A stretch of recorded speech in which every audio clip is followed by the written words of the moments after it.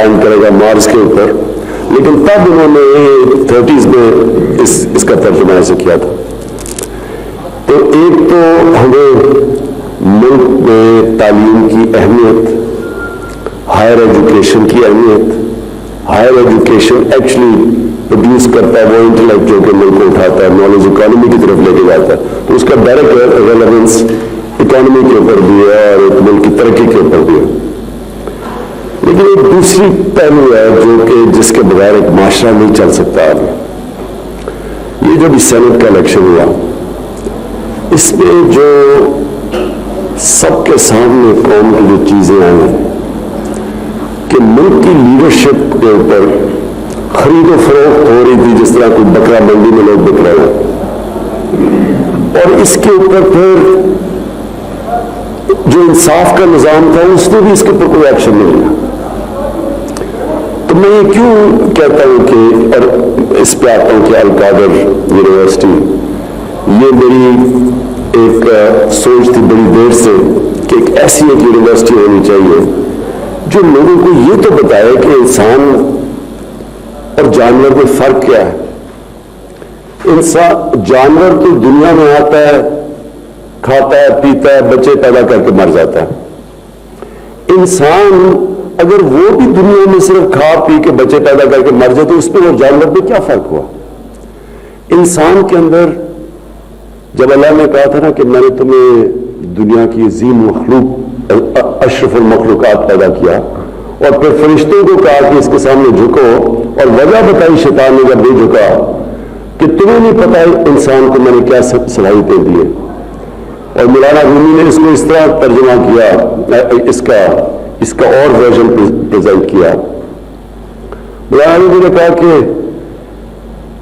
انسانوں کو کہ جب اللہ نے آپ کو پر دیے تو کیوں چونٹیوں کی طرح زمین پہ رینگ گئے؟ سو انسان کا بہت بڑا مرتبہ اللہ نے بنایا ہے. پرابلم یہ ہے کہ انسان زیادہ تر دنیا میں عقل مند جانور کی طرح پھرتا ہے. القادر یونیورسٹی کا مقصد کیا ہے کہ یہ جو ہمارا جو دین ہے یہ کیسے لوگوں کی زندگی میں ریلیونس لے کے آتا ہے. بدقسمتی سے مسجد میں جو جاتے ہیں اور جو مسجد سے باہر نکلتے ہیں اس کی ریلیونس نہیں ہوتی. جو کہ اسلام کی جو بیسک ایک انسان کو کیریکٹر بلڈنگ ہوتا ہے، اس پہ اچھے برے کی تمیز بتاتا ہے، اس پہ زندگی میں آنے کا مقصد بتاتا ہے، وہ مسجد کے اندر وہ ٹرانسلیٹ نہیں ہو رہا ہے انسان کی زندگی کے اوپر. سو جب محمد عبدو آج سے کوئی 125 سال پہلے یورپ گئے تو اس نے مصر میں آ کے، مصر کے رہنے والے تھے، انہوں نے اسٹیٹمنٹ دی کہ یورپ میں گیا مسلمان تو نہیں نظر آئے لیکن بڑا اسلام نظر آیا، اور واپس مصر آئے تو کہا کہ یہ مسلمان تو بہت ہے، اسلام نہیں نظر آ رہا. سو میرا پوائنٹ یہ ہے کہ ہمارے پاس ایک انٹلیکچوئل ایک ایسی یونیورسٹی ہونی چاہیے جو کہ وہ اسکالرز پروڈیوس کرے جو لوگوں کو جس طرح ایک ازہر یونیورسٹی میں ایک دفعہ مسلمانوں کے اندر وہ بھی ایک سینٹر تھا لرننگ کا، سارے جاتے تھے، اسکالرشپ ہوتی تھی، بڑی بڑی ڈبیٹس ہوتی تھی، بڑے بڑے یعنی جو ٹاپ ہمارے سائنٹسٹ تھے وہ ان کا جو انڈرسٹینڈنگ دین کی تھی اور قرآن کی وہ بھی بہت تھی. یہ بڑے بڑے سائنٹسٹ تھے تو ساتھ ساتھ چل رہا تھا، سائنس بھی چلتی تھی اور ان کو دین کی بھی سمجھ تھی.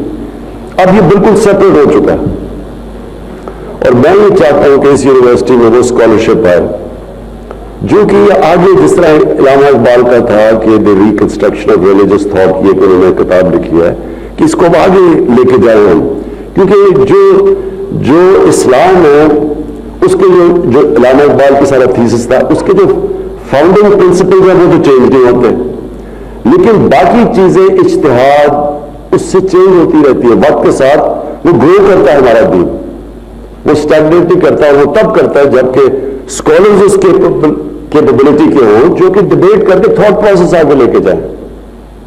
تو القادر انشاءاللہ میرا وہ ویژن ہے کہ یہ ہمارے ملک میں ایک ہماری سوچ کو ڈیولپ کرے گا، اس وقت جو ہمارا یوتھ ہے وہ اتنا متاثر ہے مغرب سے، مغرب کی ٹیکنالوجیکل پروگریس سے، اس سے وہ اتنے متاثر ہو گئے کہ وہ ریئلائز نہیں کرتے کہ اس میں بڑا فرق ہے. معاشرہ ٹیکنالوجی میں تو آگے چلا جائے گا، لیکن کیا ان کی ایز ایک انسان ہوتے ہوئے ان کی گروتھ ہو رہی ہے یا نہیں؟ کیا وہ صحیح راستے پہ جا رہے ہیں، غلط راستے پہ چلے گئے؟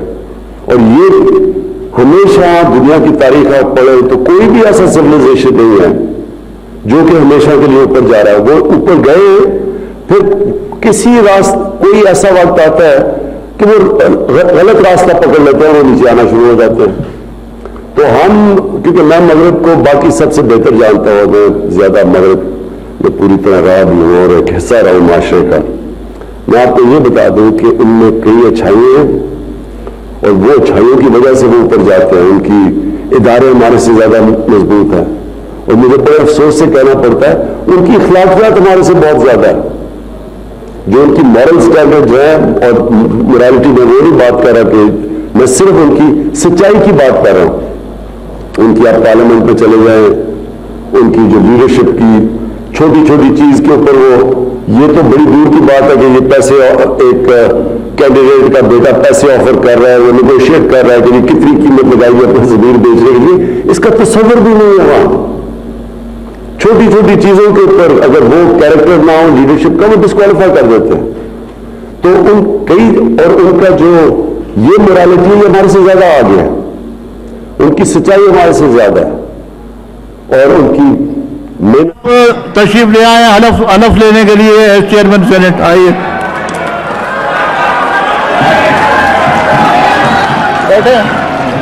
صادق سنجرانی حکومتی اتحاد کے چیئرمین سینٹ منتخب ہو گئے ہیں. اہم ترین خبر ہم آپ کو دے رہے ہیں، حکومتی اتحاد کے صادق سنجرانی نے 48 ووٹ حاصل کیے ہیں اور وہ چیئرمین سینٹ منتخب ہو گئے ہیں.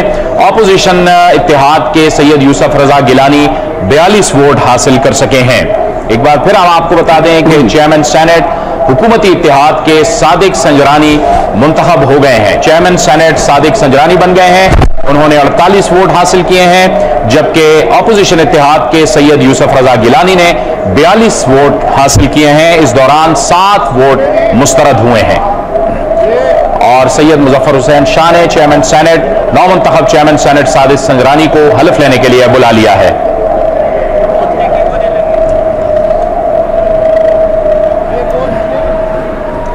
اس وقت نو منتخب chairman Sadiq Sanjrani chairman senate کے عہدے کا حلف اٹھائیں گے.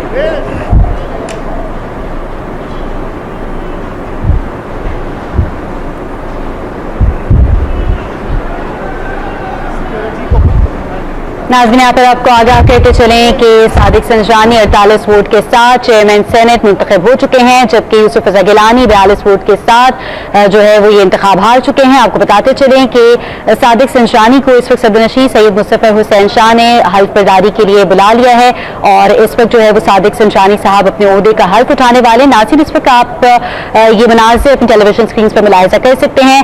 صادق سنجرانی صاحب جو ہے وہ اس وقت حلف برداری کے لیے سید مظفر حسین شاہ صاحب کے پاس موجود ہیں. اب سے کچھ دیر میں وہ حلف اٹھا لیں گے اور ناظرین، حلف برداری کی تقریب اس وقت شروع ہو گئی ہے. صادق سنجرانی صاحب جو ہے وہ اس وقت چیئرمین سینٹ کے طور پر حلف اٹھا رہے ہیں.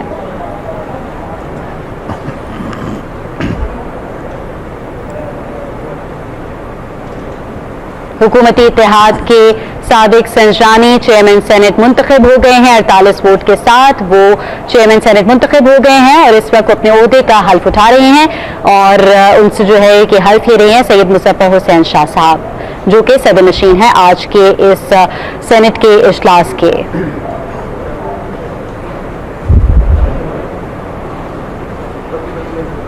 ناظرین، آج جو ہے وہ چیئرمین اور ڈپٹی چیئرمین کے انتخاب کے لیے سینٹ کا اجلاس جو ہے وہ جاری ہے اور اس وقت جو ہے وہ چیئرمین سینٹ کا انتخاب ہو چکا ہے. صادق سنجرانی صاحب جو ہے وہ چیئرمین سینٹ بن چکے ہیں 48 ووٹوں کے ساتھ اور وہ اس وقت اپنے عہدے کا سچ کے دل سے حلف اٹھاتا ہوں کہ میں